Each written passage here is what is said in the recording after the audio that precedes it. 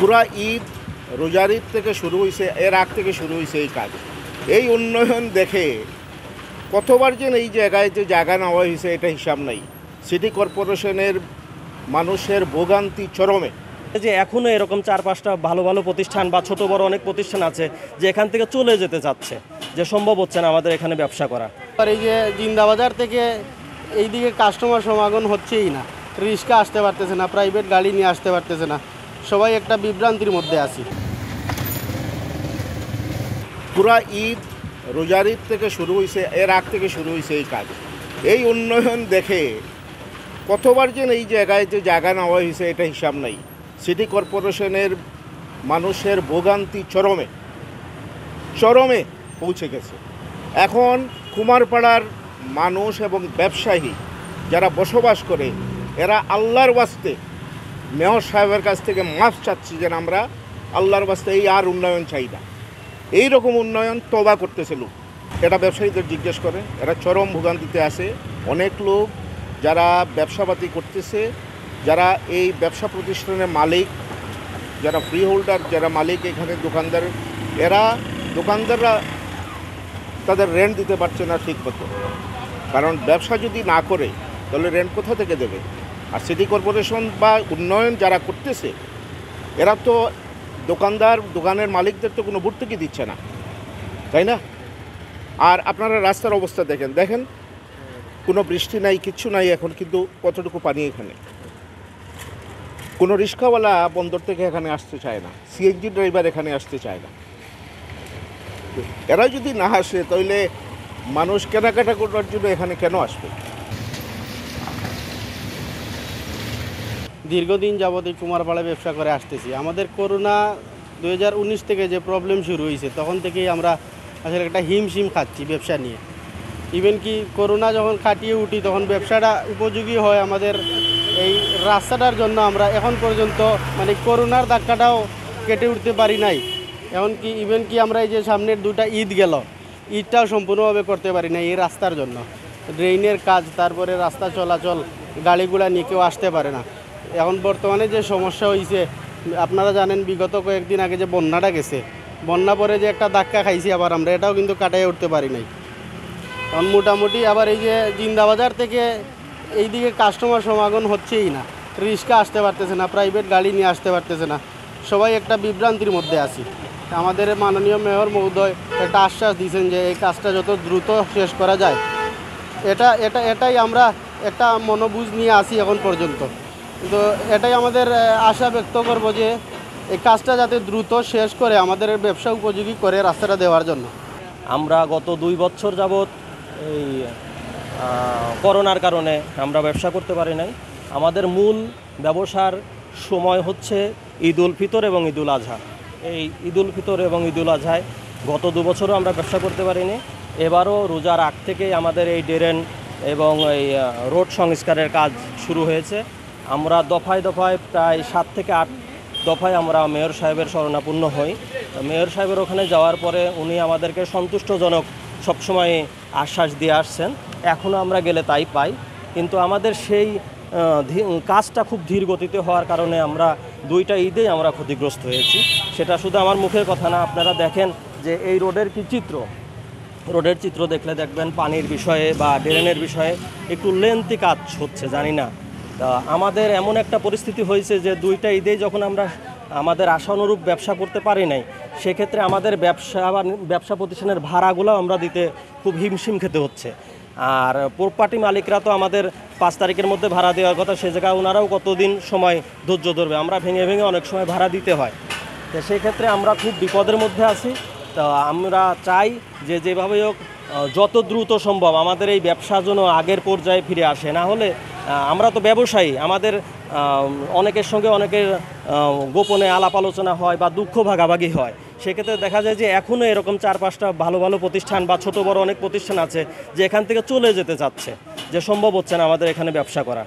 এইরকম পরিস্থিতি। এই কারণে আমি মেয়র সাহেবকে বলবো যে আপনি যত দ্রুত সম্ভব, এটা আপনারই পাড়া, আপনি আমাদের অভিভাবক, আপনি এই পাড়ার, তা আপনি নিজেই বলেছেন যে এই কুমারপাড়া আমার, আমি কুমারপাড়ার। তাই আমি বলবো যে আপনি আমাদের এই পরিবেশটা যত দ্রুত সম্ভব তত দ্রুত আপনি সমাধান করে দেন, আমাদের ব্যবসার পরিবেশ তৈরি করে দেন।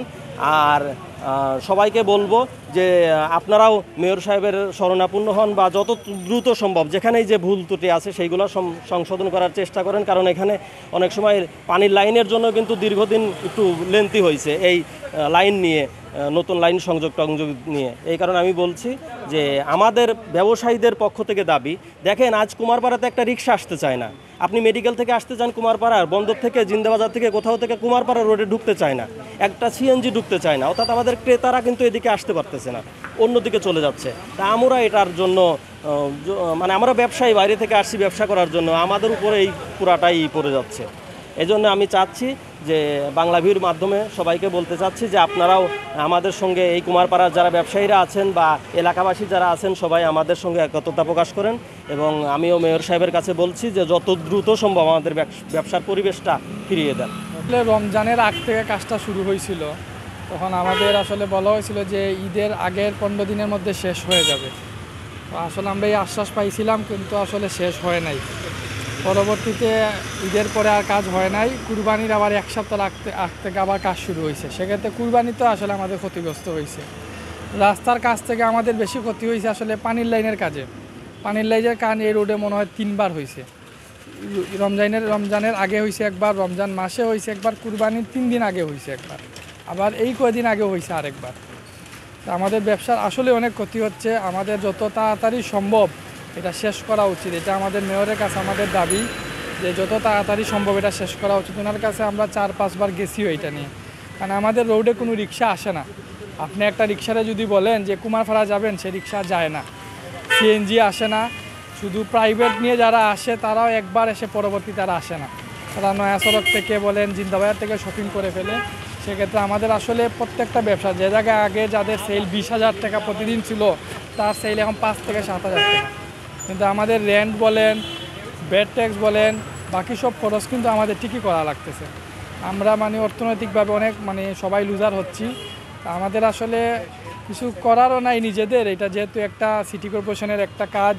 তা মেয়রের কাছে আমাদের এইটাই দাবি যে আমাদের এটা যেন যত তাড়াতাড়ি সম্ভব উনি এটা শেষ করে দেন, কারণ আমাদের আবার সামনে পূজা আসতেছে, শীত আসতেছে। আমাদের আগে করোনায় 2টা ঈদ আমরা করতে পারি নাই। এবার আসলে রাস্তার কারণেও আমরা ঈদে অনেক ক্ষতিগ্রস্ত হয়েছি। রোজা ঈদে হয়েছে, কুরবান ঈদেও হয়েছে। তো আসলে এইটাই আমাদের আসলে মেইন। অনেকেই যে লাস্ট 2-3 মাস ধরে, বিশেষ করে ঈদের পর থেকে অনেকের সেলের এই অবস্থা। আমার একটু আগে একজন ব্যবসায়ী ফোন দিয়েছেন যে তার সেল হচ্ছে 2,500 টাকা, যেটা দিয়ে সে আসলে না স্টাফ দিতে পারতেছে, না ঘর ভাড়া দিবে। তো এইরকম অনেক প্রতিষ্ঠানের হচ্ছে যে এইরকম আরও 2 মাস চললে প্রতিষ্ঠান ছেড়ে দেওয়া ছাড়া আসলে কারো কোনো উপায় থাকবে না। সেক্ষেত্রে ভবিষ্যৎটা কী হবে? হ্যাঁ, এই রোডের যে একটা ফ্যাশন এরিয়া, যেটা মেইন হচ্ছে কি আমাদের আস্থা বাংলাদেশের মানুষ সিলেটের ফ্যাশন এরিয়া বলতেই কুমারপাড়ারে চিনে, যে সিলেটের ফ্যাশন এরিয়া কুমারপাড়া, ব্র্যান্ড যা আছে সব কুমারপাড়া। কিন্তু এই জিনিসটা আস্তে আস্তে মানুষ কিন্তু নেগেটিভ হচ্ছে যে আসলে কুমারপাড়ায় এসে এই অবস্থা।